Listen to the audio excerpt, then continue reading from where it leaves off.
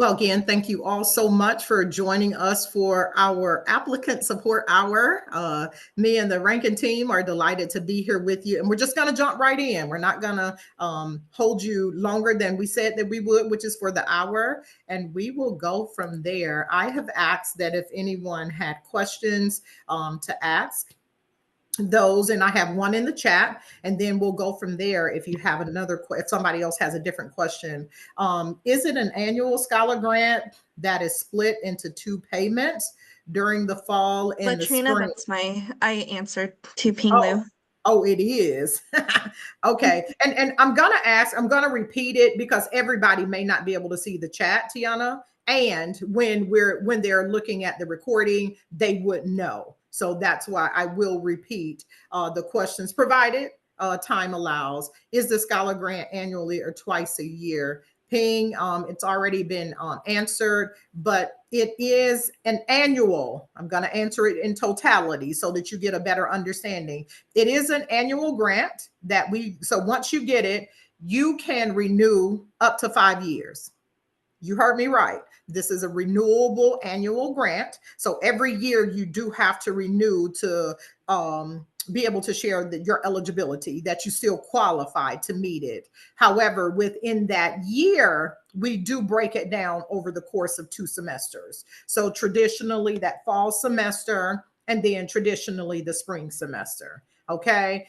If you're somebody on quarter, let's say you're going fall, then you're going winter and you're done, there's flexibility there. So if the timing is a little off, just know that we can do that. Master degree is not eligible, is not. So I'm going to save you from hanging out with us all day, all night tonight. If you already have a bachelor's, you can't go back and get another one. You can't go back and get a certification. So if you already have a bachelor's degree, that means you are not ineligible to apply for this scholar grant. And I'm going to help you to keep us from, I don't want to say bugging you, but to getting all of our notifications. If you got a ping from us through the news you can use, you can always unsubscribe so you don't receive those notifications. But I'm going to kindly ask, if you got the notification, share it with somebody. Okay. Don't hoard this great news. Don't share it with somebody who could potentially be eligible. So normally I ask this question, and I need y'all to answer me because I need to see where you are. Who has started their application already? By show of hands, give me a thumbs up, give me something, a wave. Yay, Summer. Yeah. Okay. Who else? Nicole, Ping, Yesenia, if I'm pronouncing that correct. I think it's Ella and Jamie. Have you started? Have you started your application? If you have not, I need to know why not. Why not? Why have you not started? Right. Pink has a really good question. Okay. She asked, just want to make clear, if the scholarship is $2,500 annually, is it going to be $1,250 for each semester? That is a great question. And to answer your question, it could vary. It varies based off your enrollment status, if you're considered full-time or part-time. Now, listen real closely because this is where it can get a little tricky. For the Rankin Foundation, we consider full-time as 6 or more credit hours. Okay. So if you're taking 2 courses that are 3 credits, that's full-time for us. This has nothing to do with your school, so I don't want you to cross the 2. But if you're taking less, if you're taking full-time, 6 or more credits, that's where you do get the $1,250 per each semester. So you have to be enrolled and taking at least 6 credits for that term. If you're taking less than 6, it's $1,000. So it's actually between $2,000 and $2,500 that you can get annually, depending on your enrollment status being part-time or full-time. And again, just for clarity, part-time is less than 6 credit hours and full-time is 6 or more. So great question. So that amount could vary for each term. So just because you got 1250 for fall doesn't necessarily mean you'll get the 1250 for spring, winter, or whatever. It depends on what your enrollment status is. Okay. Make sense, Ping? That answer your question? Awesome. Awesome. Way to go, Nicole. Yes, definitely look over it. Uh-oh, did I freeze there? I'm sorry. All right. I think I froze there for a minute. Awesome. Thank you, Tiana. Yeah, Tiana is reiterating what that part-time and full-time. Is it Ella? Am I pronouncing that right? It's L. L. Okay. Yeah, What's hi. the question? My question is, it's actually two questions. It's what is the maximum scholarship that you can receive, and what exactly is the deadline? And when you say maximum, what do you mean? The maximum amount that you can receive for the scholarship. Yeah, maximum amount in totality, if you're looking at over the course of 5 years, is 12,500. Annually, it's between 2 and 2,500. Again, keeping in mind we break it down over the course of the semester. Whether half of that is dispersed in the fall, and then the other half is dispersed in the spring. And just so I want to make sure you understand our flow, like right now, we're in application cycle, right? Application cycle does not close until mid-February. Okay, L. And so come from, let's say, March to about June, end of June, July-ish, we're in review phase. So which means awards don't start happening for this scholar grant until the fall of 25. Okay. So it's not this term. You won't get funding like for your spring, because now everybody is wrapping up fall. So you wouldn't get funding for spring of 25. You wouldn't begin to, those that are selected would not begin to receive the award, their first award, until the fall of 2025. Okay. And so, of course, it goes from there. So max 1250 if it's full-time, 1,000 if it's part-time. And likewise, that's the same flow.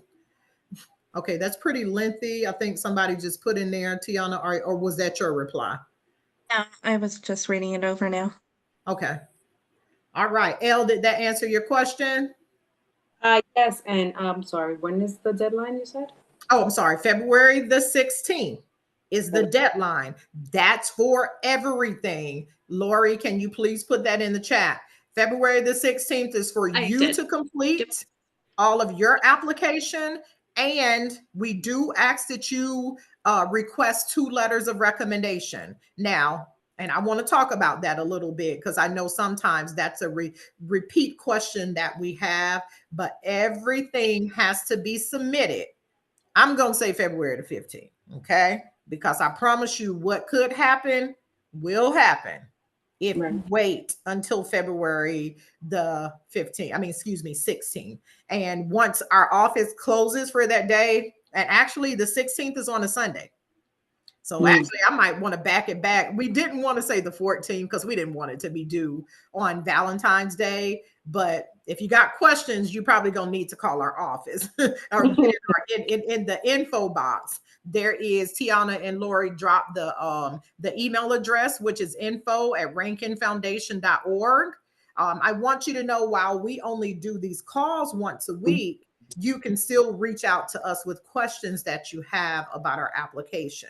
Okay, so if you're in there and stuck, we want to make sure you have what you need to have. So February the 16th.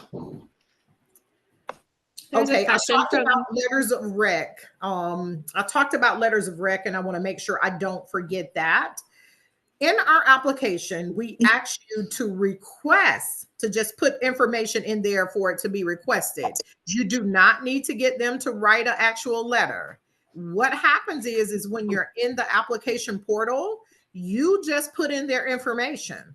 So let's say you want one of your professor, you want Professor Bob to do it. You put Professor Bob's name in there, Professor Bob's email address, a phone number, how long you've known them, and what's the other question that we ask you in there? What I want to stress, please, I'm begging you, to make sure that that email address is correct, because that's how they get the request from you.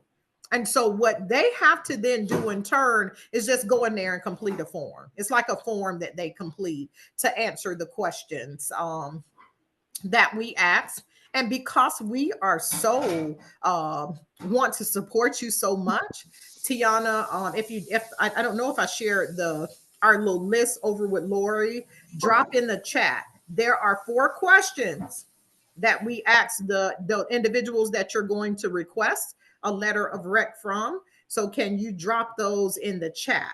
Because we want you to know what questions we're asking them, so you can be selective about who you will ask to complete those questions for you. And you want it to be somebody that will do it. Okay. There's some, go ahead. Was somebody about to ask a Ping question? Lu had a good question. She said, do we need to prepare for our tax return 2023? So 2023 you should have already done. It's 24 that moves over. So hopefully everybody has already done their 23 and it's been processed, unless you've requested for an extension. Okay, so traditionally with your tax information, you don't want it to be more than 8 months old. Okay, so just making sure 2024, we don't start getting the W-2s and all of that out until the end of January. So we wouldn't say 24, but 23 you should already have. Okay, for those, unless you request it for an extension. That's a great question. Okay. And then Yesenia had a question. Okay. What's the question? Can you read it? Because the chat is moving now. She didn't ask it, but she just said she had a question. I didn't know, maybe she didn't know how to raise her hand. Okay, great. So Yesenia, what's your question, dear? Can you hear me? Yes, I can. Okay, so my question is, since you said that the scholarship is to be dispersed in the fall of next year, so I am quote unquote stuck right now. I've finished my my bachelor's degree program, but I haven't been able to graduate due to some issues with certification that requires me. And so I've been trying to get help, and it hasn't kind of happened yet. And so I don't know if I will have it by the fall or what. So I'm kind of stuck in the middle of what do I do? Like, as far as can you be a little more transparent, Yesenia? And so I finished my teacher credentials. So all I need to do is pass my teacher certification exams for the state that I live in. And so I haven't been able to do that due to a disability. And I've been for a whole year going on more, trying to work with the university that I was attending to see what they can do, and then our state testing system. And so all they do is give me extra time, but that's not going to help me with the disability that I have. And so because of that, I haven't been they don't award you your bachelor's degree until you pass that. That's a requirement. So I don't have my bachelor's degree, but I'm done with the bachelor's program.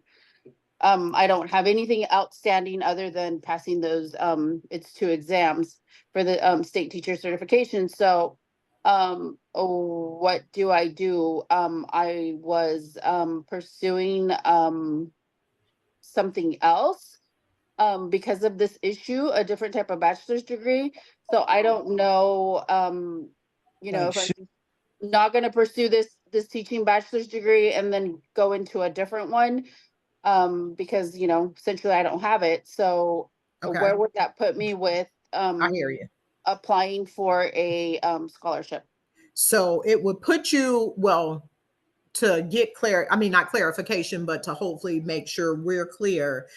Depending on where you are in the process as it relates to enrollment. So Yesenia, you have to be enrolled and currently taking classes. So it sounds like with the teaching, you just have to pass, that exam in order. Yes. So it sounds like you've satisfied everything there, correct? Yes.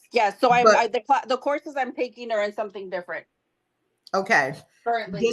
This is where I think it can get a little tricky, because things like your FAFSA, have you exhausted all of your payment and things of that nature? Are you paying out of pocket? I mean, there are so many routes we can take with this. Okay. If the only reason you are doing something else is because the school hasn't been able to provide the support for you to be able to pay for that exam. If you're not technically for that program currently enrolled, you wouldn't qualify. However, for the other one, since you have not received a bachelor's, it really just depends on how it's looking on your transcript. So for the other one, what are you working toward? What are you working on? Business technology. And is that a certification? What is it? So it's an AAS, and then I'm going to move into a bachelor's degree. Okay, so Yesenia, without having to go down your entire transcript and go there, and I want to make sure that I can speak to you specifically.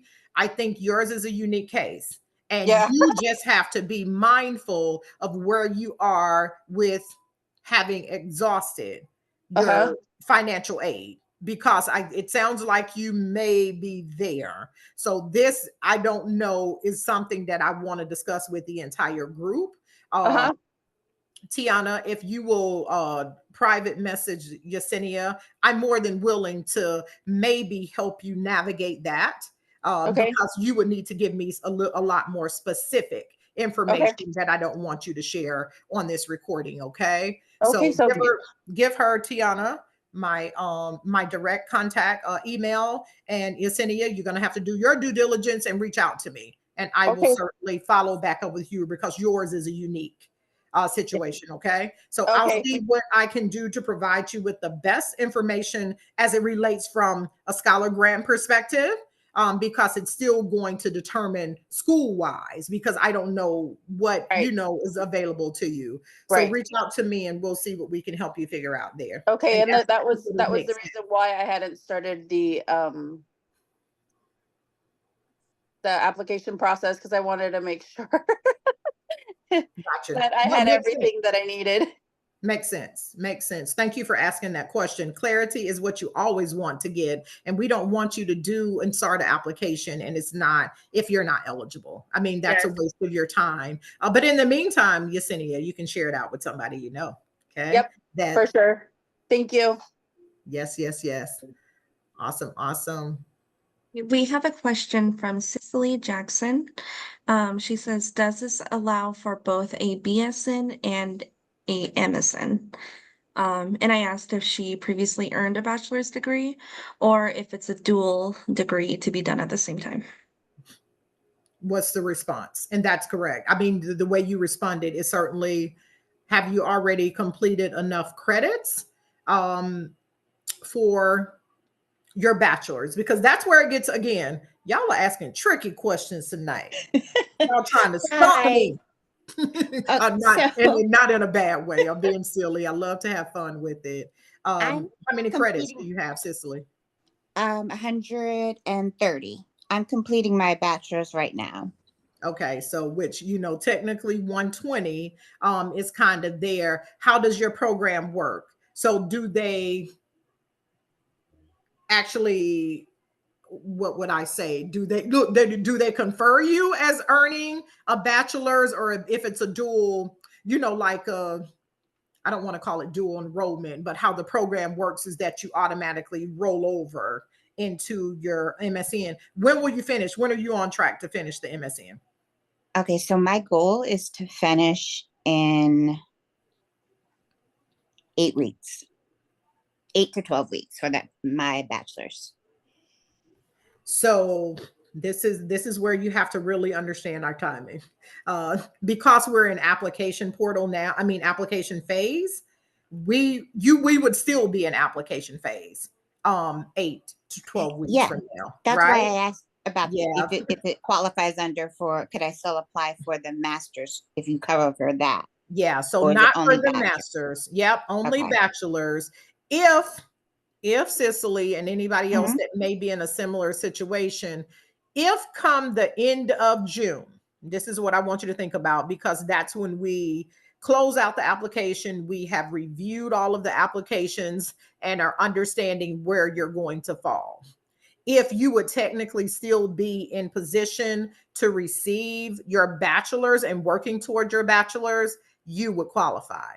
Whereas Okay. now for you, Cicely, it sounds like you would already have done that and be working on your master's program Yes. courses, which of course would make you ineligible. Okay. Thank you. Oh, you're so very welcome. Thank you for asking for clarity. And again, thank you for being here. I will reiterate, I said it earlier in the call, Cicely, and I don't know if you were on. If you received that news you can use email that we sent out, just basically saying application cycle is open, join us for applicant support. Unless you want to keep receiving those emails from us, you would want to click on that unsubscribe button, because we will continue sending those notifications, because we want to make sure that this offering is here and available. But before you do that unsubscribe, share it with somebody else that That's always the homework I'm going to give. Y'all didn't know y'all were going to get on the call and have homework, did you? Not a problem. I love it. I love it. And best to you as you're moving forward. Thank you. Oh, you're welcome. And there are a few. Tiana, drop the Rankin and Lori, drop the Rankin Foundation site. If you can go actually specifically and find the resources tab, because we do, Cicely, there are a few places on our resources page on our website that has information about master degrees. So it's pretty specific, but just make sure you go over there and don't miss out on resources. Not a problem. That is over there and possibly available. Okay. Thank you. Oh, you're so very welcome. Were there Laura and Tiana? Okay. Yeah, there's a question from Nicole. Why? She says, is there a maximum grant amount per year? Yeah. She has to account for every dollar because of Social Security. Yes. Yep. There is a maximum. Maximum is up to 2,500. Okay. That's what maximum is for our grant. And Nicole, I think you may have jumped on after we started sharing this information a little earlier. It depends on how many credit hours you're enrolled for. If less than 6 credit hours, that's $1,000 per semester, and not per semester, only 2, because we award annually over 2 semesters, traditionally the fall and the spring. Okay. Now, if you're taking more than 6 credit hours, that amount is $1,250 that the check is. What I want to say is to everybody that is on this call, and I get it, Nicole, with Social Security and things of that nature, our grant is very unique in that is what we call unrestricted funds. What that means is we don't have to send it. For those that are awarded, it does not have to go to your school. It actually can come directly to you. Now, Nicole, that may not work for you, or we can send it directly over to the school. So there are ways to try and hopefully work with you to make sure that it doesn't create challenges for you as you're going through and having to stay within income parameters. I actually, the past grant would pay for my tuition and a lot of the software and whatnot, but I'm going to have problems getting the books, and I need a new Mac for the video editing, because one of the classes I picked out is Adobe Premiere, video editing with Adobe Premiere, because I learned Final Cut Pro, but I don't know Adobe Premiere, and that has locked me out of so many jobs as a video editor. It's not even funny, and it makes me want to cry. Yeah, it's just, I don't have that subscription, and that's something that I've planned the whole degree out, every single class and every single expense. What she wasn't able to say for me is that I have to account even the grant monies to the grant part of Social Security. It's past. It's not Social Security themselves. Okay. It's these special people.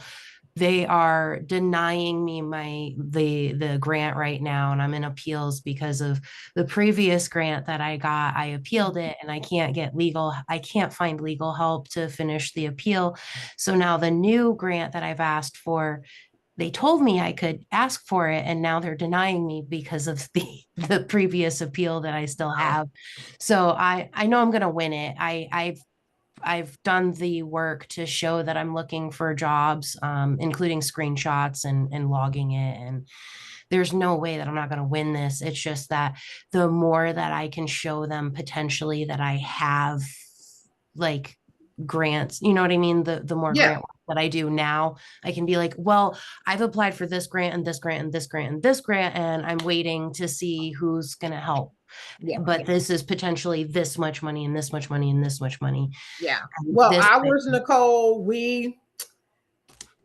the only way we can tell you is if you apply and if you're selected. And of course, that is contingent. That doesn't happen, as I shared with you, really until July. July 1 is when we can say, okay, hey, Nicole, Jamie, Ping, Cicely. Well, not Cicely, because Cicely's going on to. Don't be leaving me out. I love it. I know, right? Cicely say, well, Cicely will be getting other funds elsewhere. But again, this is what I say. And because y'all are making me work tonight. I got to drink some water. Being silly. I love it that you're asking these deep questions so we can get a full understanding. It's an automatic no. I know, Elle, cry for me because I'm crying right now. It's an automatic no if you don't apply, but it's a possible yes if you do. So this is where I land on it. I'm always going to tell you to be positive, think about it. And Nicole, while you're in between, you have a positive attitude about you said you're going to win this, and we're going to believe with you that you will, and get the resources and tools that you need to be able to complete your education successfully and have the means that you need. And these are the things that get under my skin, all the way under my skin, with women like yourself, Nicole, that are trying to navigate this challenging road of going back as a non-traditional student. And it's almost like roadblock after roadblock that can sometimes prevent that from happening. But I believe you have the determination to make it happen. So, any other questions that are in there? Yes, we do have one from Cicely. She asked, how many grants are given out? Yeah. So currently, I'm going to give you stats currently, 225 grants annually that we give out every year. Okay. It is. It's a lot. That's a lot. It is. You're talking about almost 700,000 that we give out, and we'll actually hit the $1 million mark this year because we received additional funding. That number is yet growing, but the number varies each year as to how many new we give out. So let's just give you a real number. Let's say 100 of the 225 come back and renew. That means we only have 125 new spots available. So each year it varies. It varies off how many graduates that we're having. And so right now, I think that is being answered right now as we speak, that they've reached out to those that are on track to graduate to see. And of course, that number can change as we go. So that number doesn't fully be available until the time we're getting ready to end the application cycle. And that way I know when we get ready to go into review how many applications that we need to, not necessarily need to have, but how many we can award from that pool. But 225 currently, Cicely, and everybody else that's on and growing. Yes, Elle. Okay, so my question is, I haven't been in school in a very long time. Okay. So if the scholarship is given for the fall of 2025, I would have to be enrolled already before the scholarship is given and awarded if I were to be selected in July. Yes. So like when you submit your application, one of the questions it asks, what type of student are you? So you would either have to be what we call a new student. And a new student is somebody you have applied and you've received the acceptance letter. So you're not necessarily, may not be currently taking classes, but the acceptance has already been given. So you do know come the fall, this is where you've been accepted to. Okay. You could be a transfer student. So, of course, if you are wrapping up at one school and looking to start at another school come the fall, or you could be a current student, which just means you're already enrolled, you already have a transcript. So being very cautious as you get into the application portal and ensuring that you answer the type of student correctly, because depending on what type of student you list, that determines what type of documentation you would need to upload. Okay. So let me make sure so I can make sure I help you specifically. You said you haven't been in. So are you currently enrolled or are you in the process of enrolling? So I'm not enrolled. I already have 99 credits in the school because I want to return to the same school that I was before. Okay. But I'm not enrolled. You applied? Do you need to do a reapplying or like another application to get re-enrolled? Do you know what that process looks like? Well, I've done it before and but I couldn't go back because of the money. But yeah, so what I have to do is I reapply as a returning student. Okay. Yeah, and then I just go through that process. And so I've seen this come across several times. When was the last time you were enrolled? Oh, that's a long time. 2008.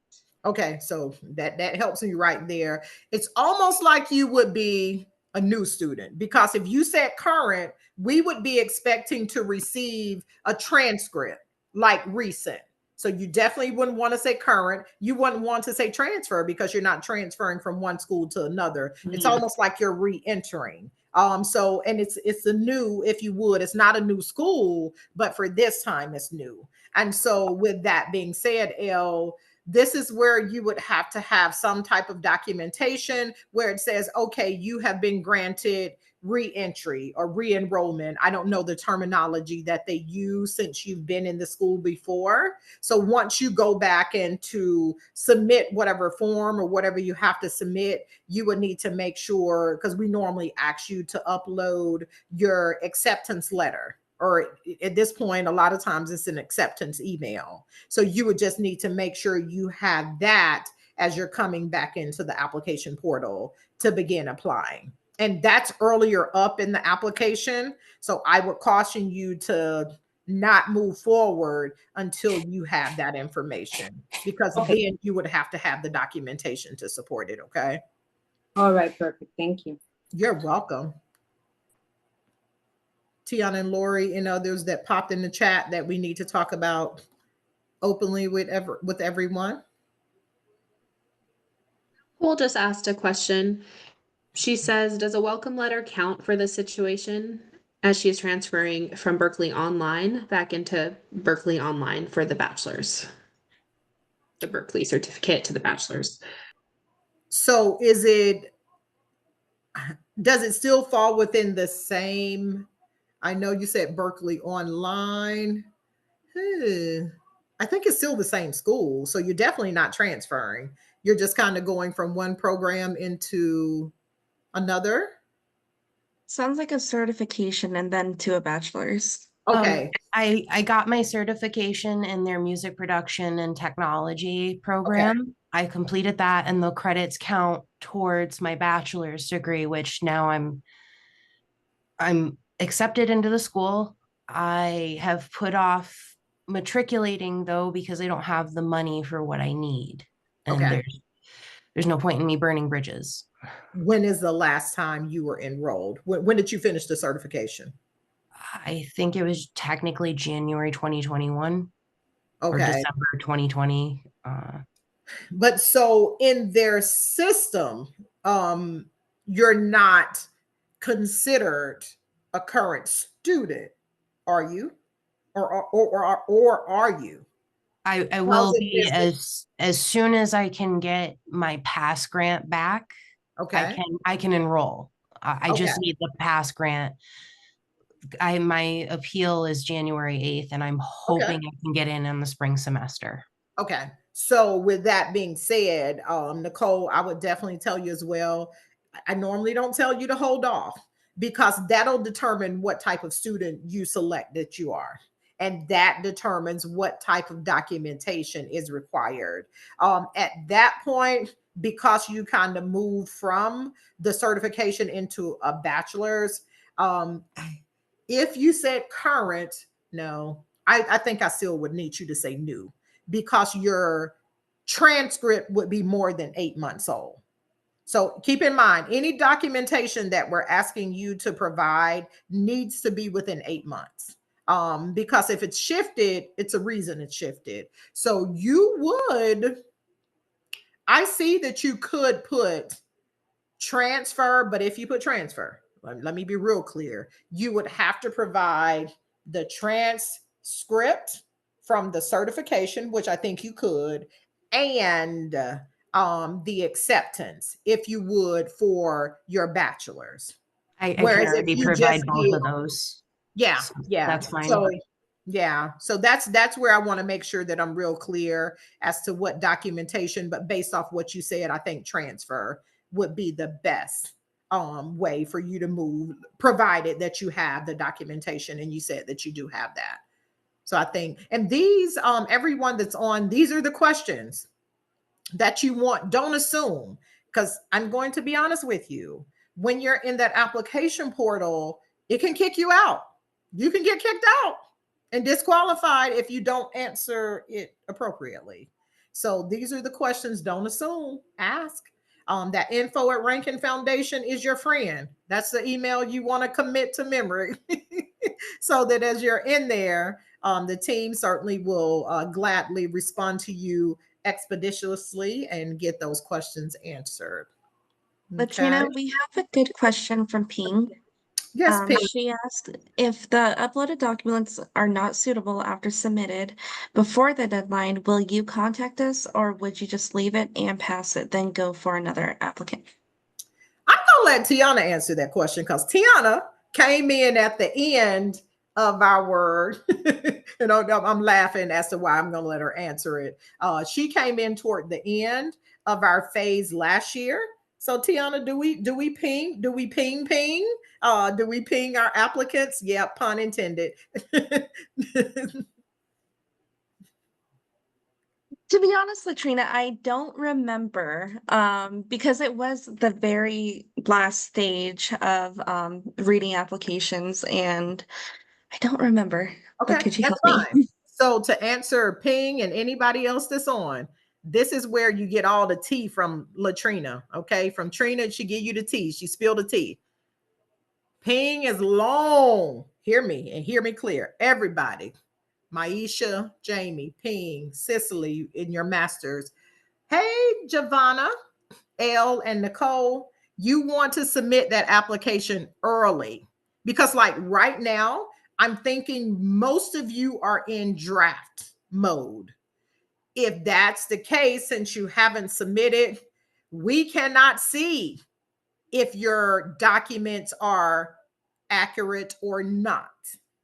Whereas once you hit that submit button, we can see and we do review. And if there is time ping, we do send reminders saying, hey, like submission summary was one. Well, it's called submission summary now. It was previously student aid report. Tiana, if you remember, we went back and forth with a lot of applicants with that because they just submitted where it says was processing. They didn't have the complete submission summary. So by all means, if applicants have everything else and that's all they're missing, by all means, we want completed applications. and we want to help you get there. So I will encourage, I'm going to beg you, please stay attentive to your email, because what happens is we send the reminders, and we send reminders, a lot of them. But then if you're not paying attention to your email, come February the 20th, once you finally see that that email is there, it's too late, because we had emailed you back when you submitted your application. Okay. And let's just say that was January. I promise you, we check the documents. The system checks the documents. Individuals check the documents. And if they are incorrect, we will. Now, Ping, I have to be real transparent here. Now, if you got every document that you've uploaded that is incorrect, no, we're not going to go through and be like, hey, you submitted the wrong document. This isn't correct. That's not correct. That's no, because at that point, your application is disqualified. But if you have, let's just say, one of the things that I know I've seen with tax documents, sometimes if you're in a portal and it's a password protected system, it won't allow us to open the document. And with that being the case, we certainly come back and say, hey, we've tried to access this document, but the system is preventing us from doing so. Okay. And sometimes it's just a blank document. Okay. But if you have everything else, Ping, we're working with you. We're not working against you. We want to make sure that you have the tools that you need and that we're making it happen. Okay. I do have Great something to question. add on to that. Mhm. If it's possible, because we do ask for either, well, we don't want you to spend your money, so please do not buy an official transcript. But sometimes we run into this issue where you upload an unofficial, but it's kind of like a Google link for some reason. So if you could please save it as a PDF, that's the best way that we can view it on our side. So thank you in advance for doing that. Yeah, great tip. And it just makes it easier for everybody. I'm going to be honest with you. And any of the things that you upload, if you don't know how to do it, search YouTube on how to convert to a PDF. I mean, I'm telling you, it just keeps it from distorting the text. It just makes it so much easier and clearer. And it actually compresses the file, because sometimes those files can be quite large depending on how you access it. So it works in your favor to do that. Lori, you got any other tips for them? As I know we've talked about a lot tonight. But yeah, any other tips as we have been talking about it, Lori, that pops out to you? Nothing that I can think of. I think you touched on the recommendations, just making sure they get that right away, because that is an important piece, and to give their the people they are asking for recommendations time to complete that. Great. Exactly. And let me back it up even a little bit. Ask, please. Y'all will learn that Latrina begs. I beg a lot when we get in applicant support, because I don't want you to be in a tough spot as it relates to your letters of rec, whomever you're requesting that from. Don't assume that they want to do it. Don't assume that they have time to do it. And don't assume that they'll get it submitted for you in time. These are all questions you need to ask, okay? And be willing to set aside some time to maybe even sit with them. I know you can send over, if you got a CSV, you can send over your resume, you can send over this. I am going to beg yet again. I've already begged like 5 times tonight. I'll probably be at 15 by the time we end this call here in a few minutes. Make sure they have the information they need to really answer these questions. Tiana, they've gotten lost in the thread. What are the questions that we ask the letters of rec to answer on the applicant's behalf? I will go ahead and drop those in the chat again. Thank you. And so look at these questions.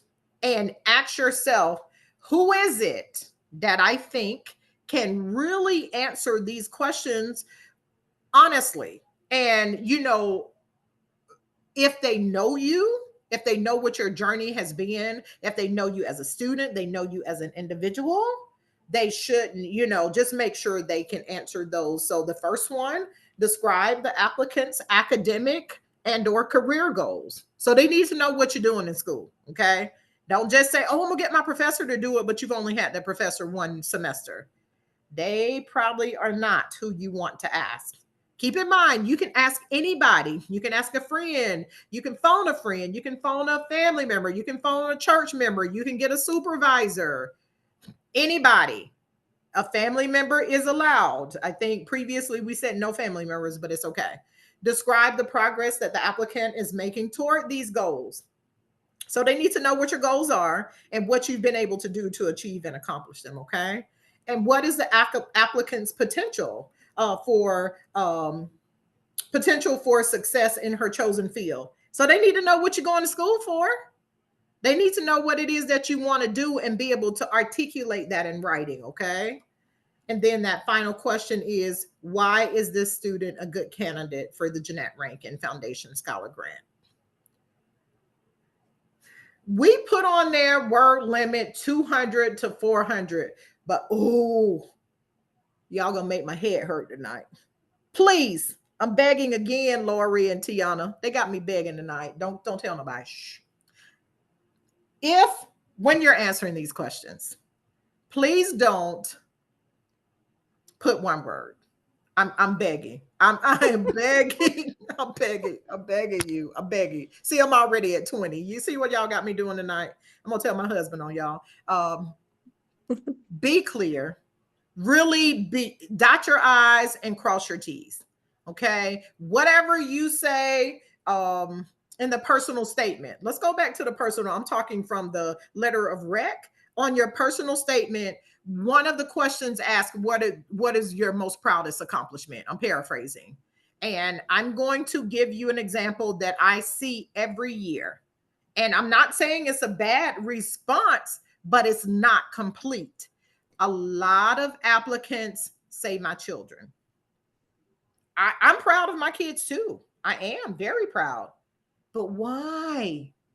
What makes that the most proud? Why did that immediately come back? Are they good, abiding citizens and that you've been able to really raise and rear some phenomenal children? Have you been able to do it amidst struggles and things that were stacked up against you? Talk about it. Don't be ashamed to share about you. This application is about you. And guess what? The reviewer that's on the other end, they don't know none of your story. How do they know your story if you don't share it with them in your application? So don't be afraid to talk about you. I know we kind of bash, kind of get a little bashful. Everybody talk about that. Okay. Think about talking about it and sharing really authentically who you are. And what I have suggested as a tip, have somebody read over your application before you submit it, because they will oftentimes pick up on some spots that may need a little more attention, or maybe they could even provide some more detail for you. So give it the time that it needs and make sure you're giving it your due diligence and that please don't procrastinate. Please. Who's going to beg me? I'm going to make you give me a drop of blood to do a blood covenant. I I can have take the one more next tip begging. too, Latrina. One more tip on the personal statements. Do not use Chat GPT because the applicant can tell. Oh, I need tissue. Y'all are making me cry. Please listen. Now, I'm being silly, but I need to be real serious. We're not just bashing Chat GPT, but what we are asking you to do, if you want to use it as a starter, that's okay. But please don't just Chat GPT it and that's what you drop in there. I promise you, if you've ever read something where somebody used Chat GPT, it's almost like you can hear it talking like in that robotic voice, and it is not a personal. I'm telling you, it comes through, and I cringe. Tiana probably has cringed from it just does. Allow your beautiful, authentic, resilient, just what Alicia Keys say, this girl is on fire. That, let her come through like that. Okay. That's what we want to see. And that's what the reviewer wants to see in that application. So Okay, yeah. so I think before we close it out, I want to kind of go back to the letters of recommendation. Ping, there are no minimum words, but in do not, please, please, please, please. I have seen it numerous times on the past applications where the person who does the response on your behalf writes, "She is amazing." But why are you so amazing? And something that's super unique about the way that we ask for a letter of recommendations, it doesn't need to be a professor or a counselor. It can be your spouse, your friend, someone who has known you for such a long time. So please just make sure that they will give you a wonderful letter of recommendation. And we do have another question from Nicole. She says, and this is probably it is very personal to her. Okay. But she put, would I be able to use my Berkeley Online official transfer evaluation for the transcript? It's the most in-depth transcript type form I have. I'm not very knowledgeable about that. So I don't know. I don't want to tell you yes. I don't want to tell you no. What's the difference of that and just a traditional transcript?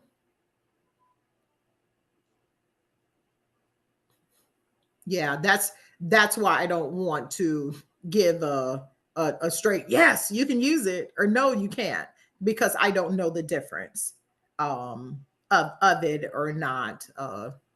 It shows my other transfer credits from previous schools I went to that they are using. If I'll say this, Nicole, if it's relevant, yes. And I'm not going to say any of it is irrelevant because it's your schooling. But always thinking about, does anything that you submit, does it tie into what you're wanting to do? Does it make sense that you're submitting all of that information?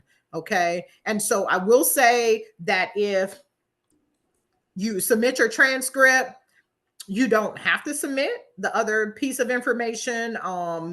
It's not going to help you. Let's just put it that way. Because sometimes people just start dropping all kind of stuff in there. Just give us what we asked for is probably the best way to respond to that. Okay. And I'm going to be real clear because we're over time and I want to respect everybody's time. I honestly have enjoyed all of these questions. They have been really robust. They have been thoughtful. But I want to let you know that we're at time. We will be back here, same bat time, same bat channel on next Wednesday, which is, what's next Wednesday's date? The 27th. If you have already registered, you do not need to re-register again. Same link. You can join us back here. Okay. It will be the same silly, comical Latrina because I want it to be a good hour to answer your questions. Don't forget info@rankinfoundation.org. If you're in there and get stuck in your application, don't hesitate to reach out to us. And in the meantime, I got a few that needs to follow up with me directly. Do that, okay, so that I can get back to you. And again, I hope that this has been just as fun and informative as it has been for me to share this information. Thank you, Lori. Thank you, Tiana, for being manning or womaning the fire chat because it's been rolling. I couldn't even keep up with it. So, and thank you all for being here tonight. And I want to say have a wonderful evening. And I will see you all back here on next Wednesday, the 27th. Thank you. You're Thank welcome. you. Thank you guys. Good night. Good Good night. night. Bye. Good night.